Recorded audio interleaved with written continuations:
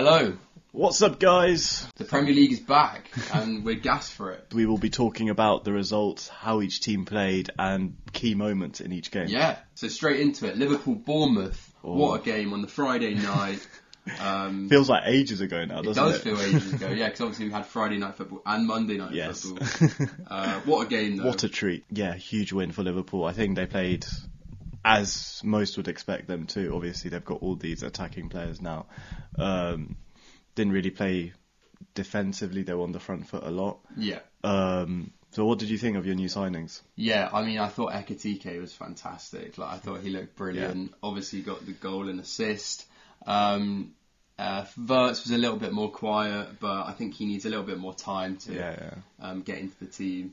What did you think about him? Yeah, I thought Ekitike looked so sharp. He, exactly what a Prem striker needs. Knows where the goal is, wherever he is on the pitch. Was very fast. Quite physical as well. Yeah, that's it. Energetic. And that's all you need to be good in the Prem. Physical, fast, and have a shot on you. That's it. In terms of Wirtz, though, I think he will find his way. Obviously, he's playing in a new system. It will take him time. I think it's easier for a striker to come in and play in a system rather than a sort of more creative player to adapt. But yeah, I don't think he played too badly. I think, obviously, he came off and other players could have gone off at that time as well. And I think you can tell he is an intelligent footballer, like I've mentioned previously. And you're right, I think we did look a little bit defensively vulnerable. At times we really did push those fullbacks up. Yeah, that's it. Got caught on the break. I mean, you see Trent push up a little bit like that, but Frimpong is just on another level. He's up and down. Kirkes as well, he's quite he's a bit rash, isn't he? Yeah, he's quite hot-headed. Yeah. But you know what? I thought at the end of the day we won the game. Chiesa scored the winner. It was a really positive performance, but I think there's definitely things we need to improve on. Yeah. We've just brought in Leone, another centre-back. Potentially we're bringing in Gay. I think that will improve us defensively. And Gravenberch obviously wasn't playing as well, and he kind of gives you that protection. Yeah. Just to touch on Bournemouth very quickly. Raiola said in this interview before the game, this is a tough period for him because he doesn't really know how his players are going to play or what to expect from his side. To come out and say that in an interview before the first game of the season, as a Bournemouth fan, would that worry you if you were one? To say, I don't really know what to expect from these players. Obviously, they played fantastically, but is that more to relieve the pressure, or do you think he's genuinely a little bit worried until the transfer window closes? Yeah, I think he is a little bit worried. And obviously, he's a top manager. He's probably been linked with other clubs, but he's clearly staying at Bournemouth for now. But I would be a little bit worried. And I think in terms of Liverpool, he clearly isn't too happy, because they lost in pre-season as well, Bournemouth, to Man United. Got absolutely torn apart by them, and that kind of shows where they are at pre-season. They're not quite at it right now. Yeah. And to score 2 goals at Anfield. That's what I was going to say. Yeah, incredible. It's pretty impressive. Fight back as well. Not many teams can come to Anfield and fight back, especially when you're 2-0 down. But that worries me a little bit going into this season because we did look quite, defensively vulnerable, and that worries me if Bournemouth can do it, other teams are going to also give us a hard game. Yeah, well, do you think that's a bit of an issue for you? Because in pre-season, I think on average you were conceding 2 a game. Obviously in the Community Shield you conceded 2, and then in this game you conceded 2. Slot did say after the Community Shield, we are going to concede more, but as long as we're scoring more, it's okay.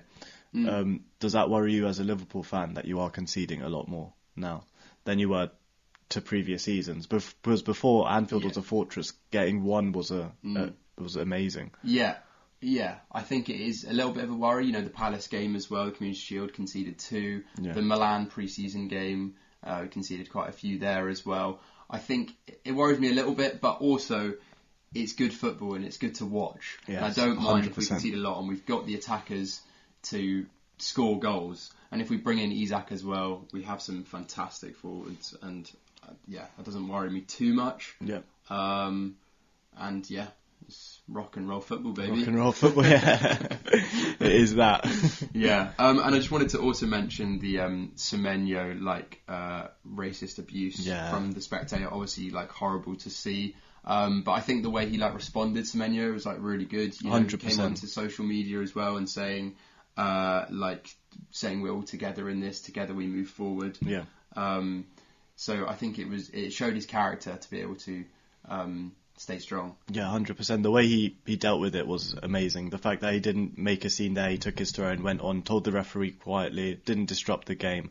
I think it was actually probably the best way anyone could ever deal with something like that. Yeah. So, hats off to him, and especially to come out after, and especially big respect to Slot as well for coming in, showing that support, and in the interview as well, showing his support again. I mean, that's big for the opposition manager to do that.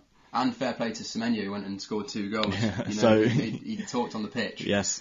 But yeah, I feel like that. Obviously, there's still racism in football, and that needs to stop. And like the fight against racism is not over. But no. I think it was good. You know, the football community came together. 100%. And nice. in these scenarios, as you say, it come as the football community come together. It's really nice to see. I mean, very rarely it happens. I mean, in terms of Jota's death as well, football community came together. You saw Everton fans laying wreaths at Anfield. So things like this do have a happy ending as well. Yeah, 100%. I think that's all we need to talk about for the Liverpool game. Yeah. So moving on to the Villa-Newcastle game. Obviously it was 0-0. Red card. What do you think about the red card? I think the red card was fair. I mean, Konza just was nowhere goal side. Absolutely manhandled him, went down. I think if he doesn't do that, he does go on to score. It's 1-on-1. Goalkeeper's not very close to it coming out. So I think it was just a heat in the moment, hot head challenge from Konza, and he got sent off for it. But I don't think that's a ridiculous red card. I think they dealt with it very quickly as well, and I mean, he didn't complain too much either. He just went. Yeah, I agree. It was a red card. Yeah. It was, Gordon was the other side of him. He wasn't. Any contact on him, it was just stupid and it was silly. And he's not going to get a 3-match ban anyway. It's only going to be a 1-match ban. So it's not the end of the world for Konza and Aston Villa. Just generally in that game, I mean, I thought the pace of the game wasn't that good. I feel like both teams weren't really quite up to the races.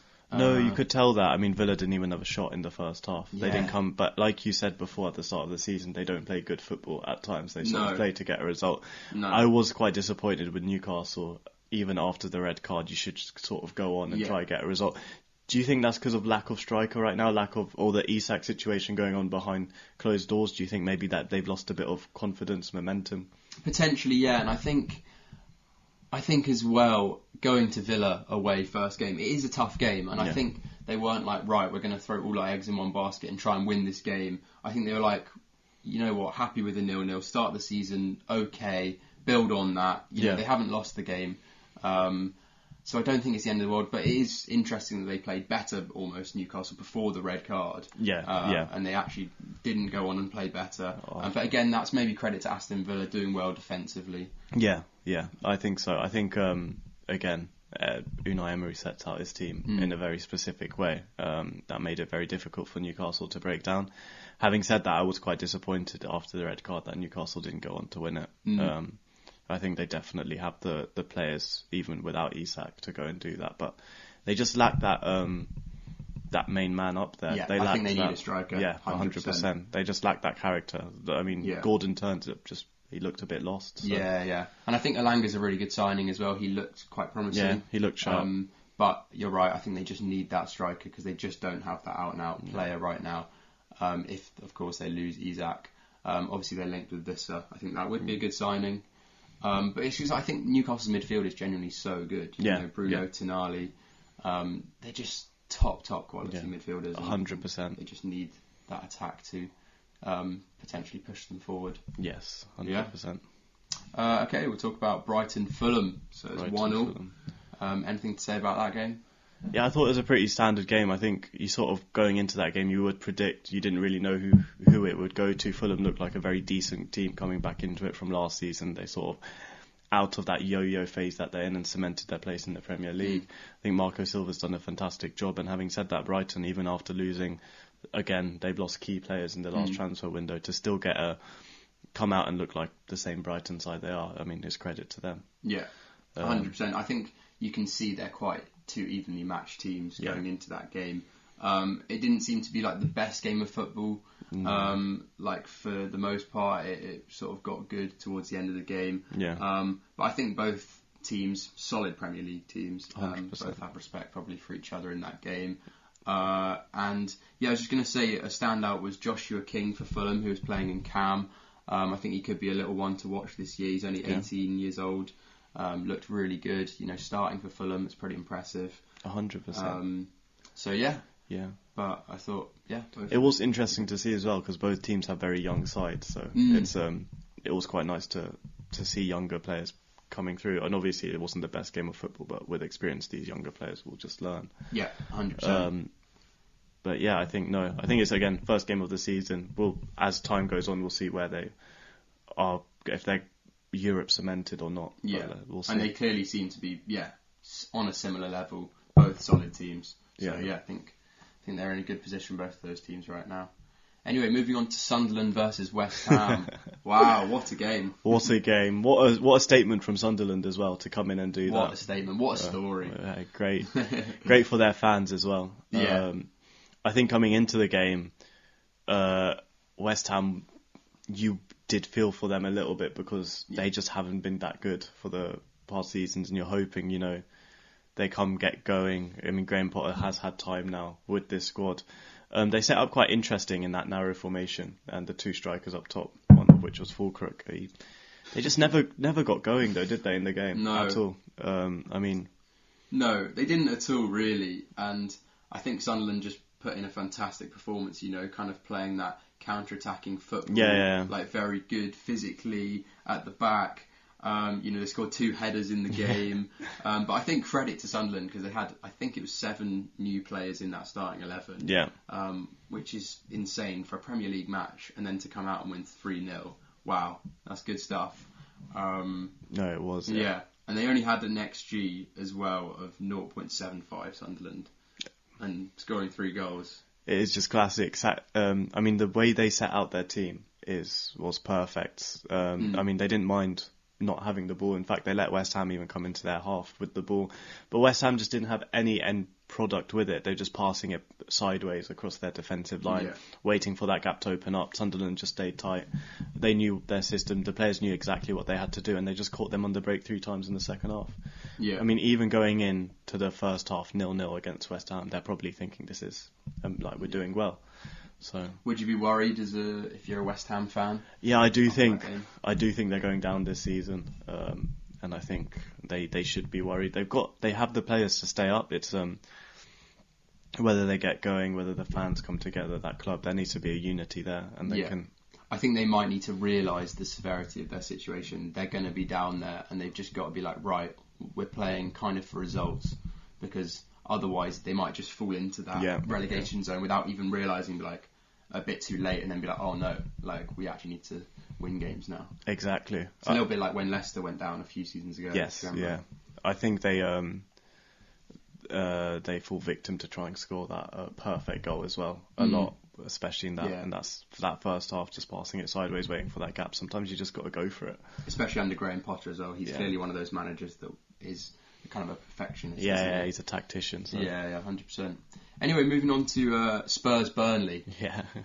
Big win for Spurs. It's a huge win for Spurs. Starting off the season well. I think Burnley actually lost that game in the first half, the way they set out to play. Spurs played a 5 at the back against PSG in the Super Cup. Thomas Frank set his side out like that. And I was having a look. Burnley don't usually play that 5 back often. Even last season, very rarely utilised it. But coming into this season, this game, they started off with a 5 back, and I can only think they just tried to match Thomas Frank's formation, because if you match a 5 back with a 5 back, it's a much easier game. But Thomas Frank came out with a 4 back, and from minute 1, Burnley just didn't look comfortable at all. The only time they got chances was if they hoofed it long, and Romero or Van der Ven just were a bit iffy on the bounce of the ball. But apart from that, they had absolutely nothing really. And I think credit to Tottenham and Thomas Frank. I think his system worked well. Kudus obviously linked really, really well with Richarlison, and they actually took their chances for once. You don't see that often from Tottenham. Yeah, true. Yeah, I mean, Richarlison was the standout player. 2 goals as well. Great start. 2 great for goals him. as well, yeah. He's been very unlucky in the last few seasons with injury. Yes. And, getting a start for Spurs, really. Potentially going out as well if an offer came in. And to come in, he's, again, was there instead of Solanke as well. Solanke obviously coming back from injury, but who would you start next game then, Solanke or Richarlison? Because Solanke is fully fit now, but Richarlison... You've got to start Richarlison after scoring 2 goals. You can't not. Yeah. 100%. And I just wanted to touch on that point where you mentioned the 5 at the back and how Spurs changed to the 4 at the back. I think we saw that at Brentford with Thomas Frank. He was able to adapt. He'd play a 4 at the back, he'd play a 5 at the back sometimes at Brentford, and he's clearly utilising this for Spurs as well. Yeah. And I think that's a really good sign for Spurs. I think being able to adapt. Yeah. It shows potentially a top manager that they've got now. Yeah, I mean Spurs. Let's look at their last managers. They've had Ange Postecoglou, who very rarely wanted to change his formation. No. He quite liked his philosophy. You had Jose Mourinho and Antonio Conte. Conte would never change from the 5 back. So they've had a lot of stubborn managers. Even going back as far as Pochettino. Even if they lost the previous game, he would stick out the same starting 11 the next game. Because they all just believe in their process. But Thomas Frank is very intelligent in that way, that he can change his tactics in terms of what team they're playing, which is very good. Yeah, and I think it's really promising if you're a Spurs fan, I reckon. I think so. It's a good start. Obviously, we don't want to get too reactionary, but I think it's looking really good, isn't it? It is, yeah. They're playing good football. Yeah. Moving on to the Wolves-Man City game. Wow. Oh. Man City look scary. They do look scary. Actually, the scariest thing was that Marmoush and Churkry were on the bench this game. They were. I know, actually crazy. They've got the depth. I think they've been, people have looked past them this season, so the pressure's not really on them too much. So that's what makes them even more dangerous this season. I think Reinders was exceptional, wasn't he? He was unbelievable. He looked so good. Absolute steal from AC Milan. Yeah. They've got this guy that's like a top player. He reminds me a little bit of prime Winehouse. Yeah, he does. He's got Newcastle. that. Yeah. I think everywhere. Wow. Yeah. Wow. He was everywhere. You watch that game and you think he was a standout by a mile. Yes. You think, wow, he is going to be a top player, 100%. even just from one game. 100%. Yeah, so I thought they were brilliant. Oscar Bob as well. I thought he put in a really good game on that right hand side. I think he got an assist. But he looked really strong. Obviously, got his leg break last season, so it's good to see him back. 100%, and it's great trust from Pep as well to put him in instead of Marmoush or Churkey as well. True. It just shows that depth they have. It's scary to see. But you're definitely right. I think as well, people are underestimating City a little bit. They have won the Premier League 6 out of the last 7 seasons. Yeah. It was only last season they didn't win it. Yeah. Or was rather 6 out of the last 8 or something, because obviously Liverpool, the only times that we've stopped them is twice. I think they're definitely in a title race this season. I think so, definitely. They definitely are. And they changed their system as well.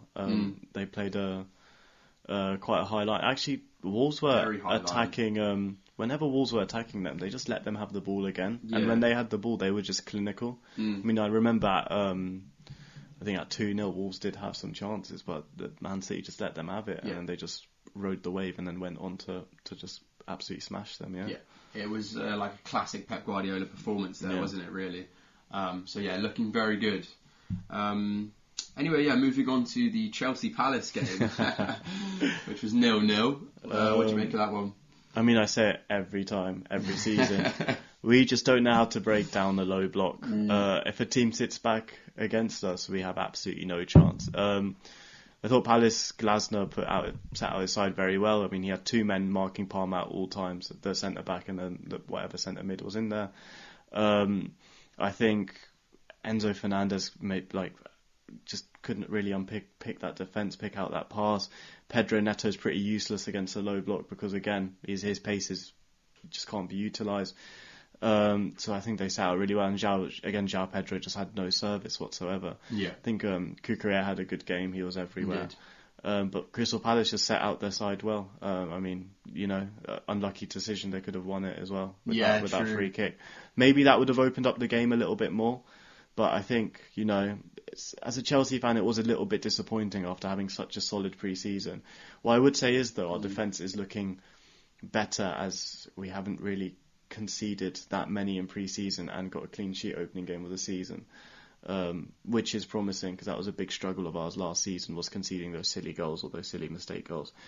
Again, I do just think Sanchez is not the one in goal for us, though, and he got a lot of credit from the media as well after that game. Yeah, but if you watch the game, he wasn't it. I mean, his distribution almost cost us. Every time we got the ball, we couldn't go. He was lucky not to give away a penalty as well. He punched a Palace player in the head on one of the set pieces.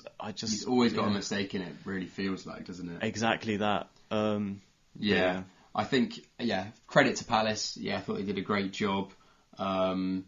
Solid Premier League team really nowadays. But I think if they lose Gay and Eze, they could maybe fall back a little bit. But if they keep those players, which I don't think is likely, they could push for Europe. But I think they definitely need to replace Gay and Eze if they do lose them, because they are key players for them. Just wanted to talk about Estavio. Steve. I thought, though, he looked pretty promising, though, when he came on. Yeah, he definitely did. He looked like a bright little spark that came on. I think over time he will improve massively as well. But I think, he just looked full of energy, full of talent as well. Yeah, he was great. And also another young player who started that game, Achiampong. I don't think he had a bad game at all. No, he didn't have a bad game. And to play against Mateta as well, I think he was solid. No, 100%. I agree. I think also I wanted to talk about Bino Gittins. I don't think he had the best of games. Obviously it's tough, you've got to give him time. But I don't know, was quite surprised for him to see him start. But then again, you don't have too many wingers We don't have too many wingers, you're right. I think Bino Gittins is going to need that time. Again, coming from the Bundesliga, I do feel those players do take some time to adapt to the new league. But I think he just needs the confidence. We saw every time he got the ball, you're almost asking for him to take a man on, take someone on. And he just never really did. He'd just sort of either play it back or a cross, but he never went. You saw when Estavio came on, he was absolutely running at the defence trying to make something happen. Jamie Gittins just didn't do that. Yeah. And I think Maresca saw that as well. He took him off in the 53rd minute. Maresca doesn't make changes like that often, very early on. He usually does let the team go on, so maybe there's a bit of that as well. Yeah. But I think you just got to give Chelsea a little bit of time. Yeah. I think obviously Palace is still quite a tough game. But I think they've just got to settle into the season a little bit more. Yeah. I think we can't rule them out of the title race just yet. I think that's harsh, some people saying. Or maybe you don't even think they're in the title race, but I don't know. I think it's only one game. Anyway, moving on to Nottingham Forest versus Brentford, a 3-1 win for Forest. Yeah. What are your thoughts on that? Well, it's a great win for Forest, I think. Brentford, you sort of know it's going to take them time, new manager. But Forest, none of us expected Chris Wood to start off again how he did. Again, classic counter-attack goals as well. Fantastic goals as well. Yeah. That second one, he wasn't even looking. No, he wasn't. You just knew where the goal was. It's crazy. Yeah. I thought fantastic performance from Forest. They look really sharp again. Morgan Gibbs-White, they've kept him now. He looks fantastic. Yeah, he does. Obviously, with that whole situation with Mr. Maracana, I suppose they was.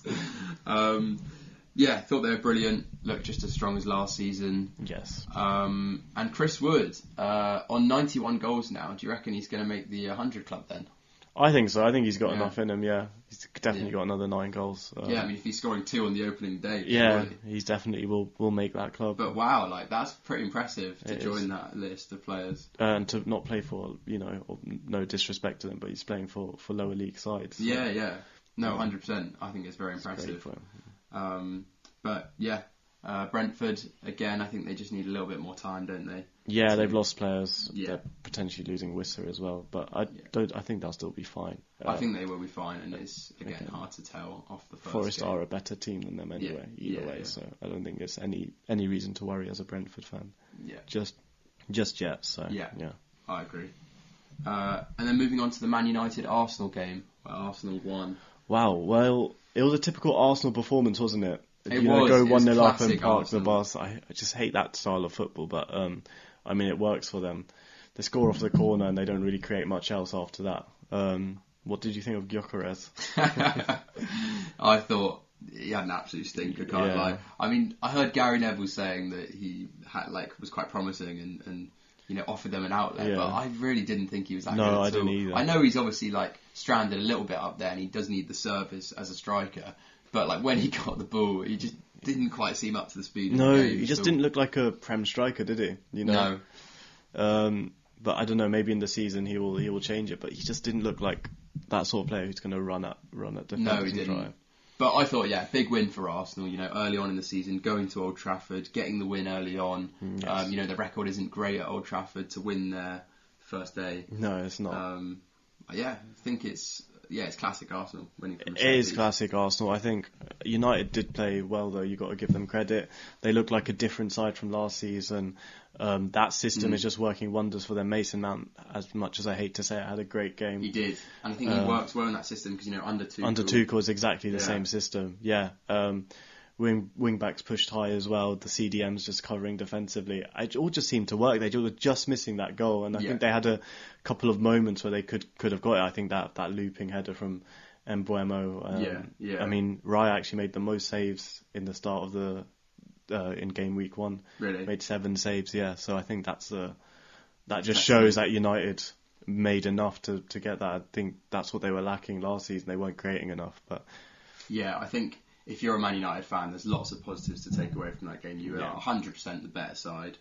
I thought Arsenal were pretty poor, I'm not going to lie. I know obviously they won the game and they can take positives from that and they can build from it on the season, but Man United, looked promising. Looked promising, yes. And I did also like what Amram said, that if they can be in the game against Arsenal, they can beat anyone. Exactly. And I think that's a good point. It's a great point, yeah. I think they're a solid side. Yeah, 100%.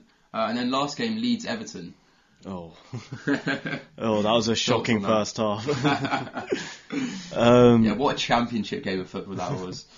I think Leeds were much better than Everton start of the season. Yeah. Everton just didn't look at it. Maybe that's them going away first game of the season. Ellen Road's quite a difficult place to come. 100%. They've got quite a new team as well. Dewsbury Hall started in that camera. I didn't think he was too bad. I think he had a good game, but Leeds were just edged it a bit, didn't they? Yeah. What did you think of the penalty?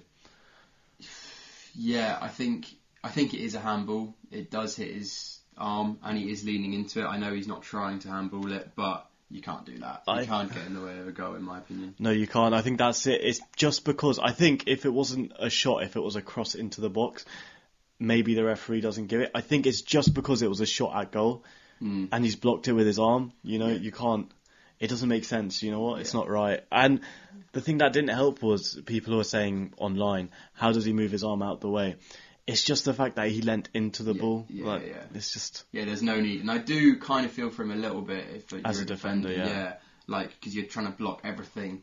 You're putting everything on the line for your team. But having said that, I still think, you can't do that. You can't, go in with your arm and block the goal. Yeah. So I think, rightly so, a penalty. And... yeah, I think it's not looking great for Everton right now. No, that was a poor performance, and I think they need to step it up if they want to stay in this league. Yeah, definitely. I think they do. Otherwise, they're in trouble as well. Like West Ham, like Wolves, they're just not there right now, are they? No, they're not. But it might change going forward as well. Absolutely nothing. No, I thought Beto had a poor game as well. He just didn't offer any. He looked awful. No, not good enough, and I think that was a relegation game, that one. Yeah. And I think it might come back to haunt them. But it's a big 3 points for Leeds. Massive 3 points for Leeds. Starting the season really well, I think that's so important for the teams that come up. If we want to break that 3 that come up that go straight back down, both Leeds and Sunderland win this weekend. Fantastic start to the season. Important 3 points. They can build from that now. Yeah. Yeah. Anyway, that's the Game Week 1 review for this week. Thank you for watching. Yeah, thank you for watching, and leave a comment. Let us know if you liked it. And we'll do some more prediction videos, for the next week. And thank you for watching, and take care.